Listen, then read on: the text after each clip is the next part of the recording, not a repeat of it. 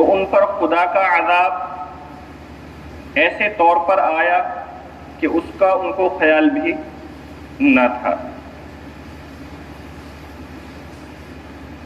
اللہ بار بار انجام کے طور پر امم سابقہ کے حال و احوال کو بیان کرتے رہتے ہیں، تذکیری طور پر، وعظ و نصیحت کے طور پر، عبرت کے طور پر، تاکہ انسان ان کے حالات اور ان کے اعمال کو سن کر متنبہ ہو جائے، آگاہ ہو جائے، بیدار ہو جائے اور ان سب حرکات سے باز آ جائے جو ان کی ہلاکت کی وجہ بنی تھی۔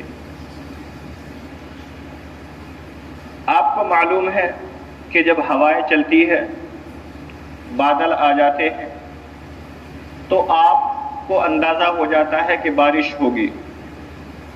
پھر آپ اپنے کپڑے سکھانے کے لیے باہر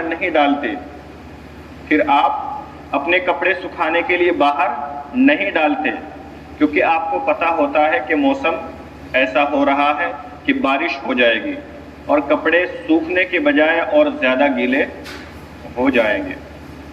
تو اسی طرح اللہ امم سابقہ کے حال بیان کرتے ہیں، ان کے واقعات بیان کرتے ہیں اور مثالی انداز میں ان سے عبرت لینے کو کہتے ہیں، تاکہ انسان سمجھ جائے کہ جب انہوں نے ایسا کیا تو ان کے ساتھ میں ایسا ہو گیا، اگر ہم بھی ایسا کریں گے تو ہمارے ساتھ میں بھی ایسا ہو سکتا ہے، اسی لیے اللہ نے فرمایا کذب الذین من قبلہم، کہ پہلے لوگوں نے بھی جھٹلایا، یہ بھی لوگ جھٹلا رہے ہیں۔ تو جھٹلانے کا انجام ایک ہوگا، ایسا نہیں ہوگا کہ پہلے لوگوں کو جھٹلانے کی وجہ سے سزا دے دی گئی اور ان لوگوں کو جھٹلانے کی وجہ سے انعام دے دیا جائے گا، نعمتیں دے دی جائیں گی، نہیں، ایسا نہیں ہو سکتا۔ ان کو جھٹلانے کی وجہ سے سزا ملی تو ان کو بھی سزا ہی ملے گی۔ فرمایا فَأَتَاهُمُ الْعَذَابُ مِنْ حَيْثُ لَا يَشْعُرُونَ، ان پر اللہ کا عذاب اس طرح سے آیا کہ اس کا ان کو وہم و گمان بھی نہ تھا، ان کے خیال میں بھی نہ تھا کہ ہم ایسے ہلاک ہو سکتے ہیں، کیونکہ وہ آرام و راحت میں تھے، لیکن اچانک اللہ کی طرف سے گرفت آئی، پکڑ آئی اور وہ سب تباہ و برباد ہو گئے۔ فَأَذَاقَهُمُ اللَّهُ الْخِزْيَ فِي الْحَيَاةِ الدُّنْيَا، بس اللہ نے ان کو دنیاوی زندگی میں رسوائی کا عذاب چکھایا، دنیاوی زندگی میں رسوائی کا عذاب۔ یہ اللہ رسوائی کا عذاب، ایک تو سزا ایک قسم کی تکلیف اور مشقت ہی ہوتی ہے، دوسرے اگر اس کے ساتھ میں رسوائی بھی ہو جائے تو پھر وہاں صرف سزا نہیں ہوتی بلکہ وہاں انسان کی عزت نفس پر بھی حملہ ہوتا ہے۔ مثلا ایک آدمی نے کوئی غلط کام کیا، اس کو خوب پیٹا گیا، لیکن پوشیدہ طور پر کہ پتہ نہیں چلا، تو پٹنے کی تکلیف تو ہے، لیکن اس کو اتنا بھی پتہ ہے کہ کسی دوسرے کو باہر پتہ نہیں چلا۔ اور ایک یہ ہے کہ آپ برسر عام کسی کو پیٹنے لگے، تو چاہے 5 لاٹھی پہلے والے کو ماری تھی، 5 اس کو مارے، 5 لاٹھی پہلے والے کو ماری، 5 اس کو مار دو، لیکن دونوں کے اندر فرق ہوگا کیونکہ نوعیت بدل گئی۔ سزا اور تکلیف جو سب کے سامنے میں ہوگی وہ اکیلے میں نہیں ہو سکتی تھی۔ تو اللہ فرماتے ہیں فَأَذَاقَهُمُ اللَّهُ الْخِزْيَ، کہ ان کو تکلیف اور عذاب ایسا نہیں تھا کہ جس کے اندر رسوائی نہ ہو، بلکہ رسوائی تھی ان کی اس عذاب کے اندر، ان کی رسوائی تھی۔ وَلَعَذَابُ الْآخِرَةِ أَكْبَرُ، اور یہ تو دنیاوی زندگی کا عذاب تھا، آخرت کا عذاب تو اس سے کہیں سخت ہے، اس سے کہیں مشکل ہے۔ لَوْ كَانُوا يَعْلَمُونَ، کاش یہ لوگ سمجھ جاتے، اس حقیقت کا لوگ ادراک کر لے، انسان ادراک کر لے کہ دنیاوی زندگی کے اندر ہم پر تھوڑی تھوڑی مسائل پریشانیاں آتی رہتی ہے اور ہم سمجھ لیتے ہیں کہ اس سے بڑا شاید کوئی عذاب، کوئی پریشانی نہیں ہو سکتی۔ اللہ کہتے ہیں وَلَعَذَابُ الْآخِرَةِ أَكْبَرُ۔ اللہ کا دستور ہی یہ ہے کہ ایک مہینہ آپ اللہ کی مرضی کے مطابق زندگی گزار لو، مثلا رمضان المبارک کا، تو اللہ ایک دن آپ کو عید کی خوشی کا دیتے ہیں، اور جب آپ پوری زندگی اللہ کی مرضی کے مطابق گزار لو گے تو پھر اللہ آپ کو پوری زندگی عید کی خوشیاں عطا کریں گے۔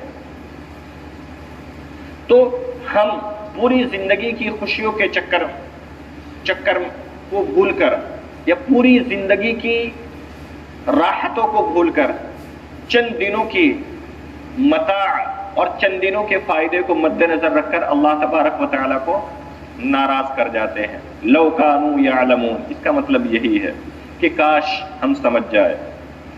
وَلَقَدْ ضَرَبْنَا لِلنَّاسِ فِي هَذَا الْقُرْآنِ مِنْ كُلِّ مَثَلٍ لَعَلَّهُمْ يَتَذَكَّرُونَ، اور ہم نے لوگوں کی ہدایت کے لیے اس قرآن میں ہر قسم کے ضروری عمدہ مضامین بیان کیے ہیں تاکہ لوگ نصیحت حاصل کر لیں۔ پہلے بتلایا جا چکا کہ ضرب کے معنی مارنا، مثال بیان کرنا، سفر کرنا، 3 آتے ہیں، لیکن یہاں پر ہے مثال بیان کرنا، یعنی اللہ تبارک و تعالی کسی مضمون کو مثالی انداز میں بیان کر دیتے ہیں تاکہ آسانی سے بات سمجھ میں آ جائے۔ اللہ نے مکڑی کی مثال بیان کی، مکھی کی مثال بیان فرمائی، اسی طرح کلمہ طیبہ کی مثال بیان فرمائش۔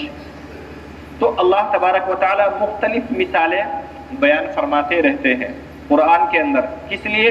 لعلہم یتذکرون، تاکہ انسان نصیحت پکڑ لے، راہ راست پر آ جائے۔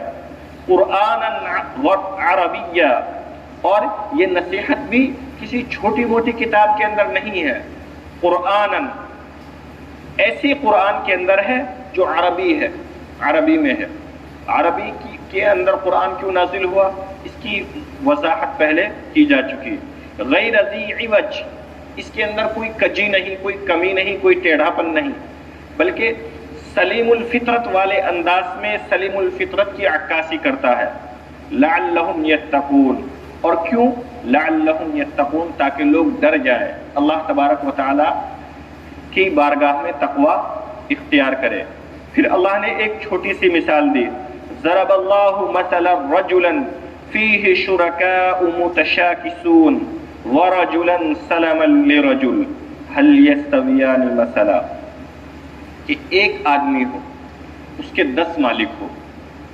اللہ نے جو مثال دی اس کا حاصل اور خلاصہ کیا ہے کہ ایک آدمی ہو، اس کے 10 مالک ہو۔ اب ظاہر سی بات ہے اس کو کوئی اپنا نہیں سمجھے گا، کیونکہ وہ 10 کا ہے، وہ خیال کرے گا اس کا ہے، وہ خیال کرے گا اس کا ہے، وہ خیال کرے گا اس کا ہے، اور وہ بھی کسی کو اپنا نہیں سمجھ پائے گا، وہ بھی کسی کو اپنا نہیں سمجھ پائے گا، کیونکہ 10 اس کے مالک ہیں اور ایک غلام، اور ایک انسان ہے کہ وہ ایک ہی انسان کا غلام ہے، اسی کی خدمت کرتا ہے، اسی کی خدمت کرتا ہے۔ تو کیا یہ دونوں برابر ہو سکتے ہیں؟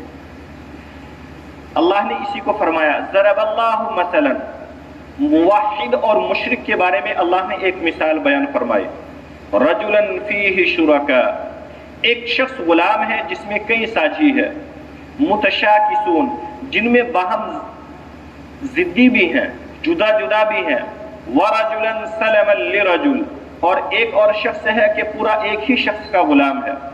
هل یستویان مثلا، کیا ان دونوں کی حالت یکساں ہو سکتی ہے کہ اس کو 9 آدمی کی خدمت کرنی پڑے گی، اور 9 آدمی کی خدمت کرنے کے باوجود وہ کسی کا نہیں ہوا اور کوئی اس کو اپنا نہیں سمجھتا۔ اسی طرح مشرک ہے کہ اس کو کئی معبودوں کی پوجا کرنی پڑتی ہے، پرستش کرنی پڑتی ہے، اور کوئی معبود اس کو اپنا نہیں سمجھتا۔ اور ایک موحد ہے، مؤمن ہے کہ وہ صرف ایک اللہ کو مانتا ہے، ایک اللہ اس کو اپنا سمجھتا ہے، اور وہ ایک اللہ کو اپنا سمجھتا ہے۔ تو یہاں دونوں طرف سے سلسلہ ہے اور وہاں دونوں طرف سے سلسلہ نہیں ہے۔ تو موحد اور مشرک بالکل ایسے ہی ہے، موحد اور مشرک دونوں ایسے ہی ہے کہ ایک مشرک کے بہت سارے آقا ہیں، آج اس کی پوجا ہے، کل اس کی پوجا ہے، اس مہینے اس کی پوجا ہے، اگلے مہینے اس کی پرستش ہے، تو وہ بھی کسی کو اپنا نہیں سمجھ رہا اور ان میں سے بھی اس کو کوئی اپنا نہیں سمجھ رہا۔ وہ یہ خیال کرتے ہیں کہ اس دن اس کی اس مہینے اس کی تو یہ بھی کسی کا نہیں تو ہم اس کے کیوں ہوں۔ اور جب آپ بھی اس حقیقت کا ادراک کریں گے کہ جب کوئی آپ کی ذات کا ہو کر کے رہ جاتا ہے تو آپ اس کے آرام و راحت کا خیال رکھتے ہیں۔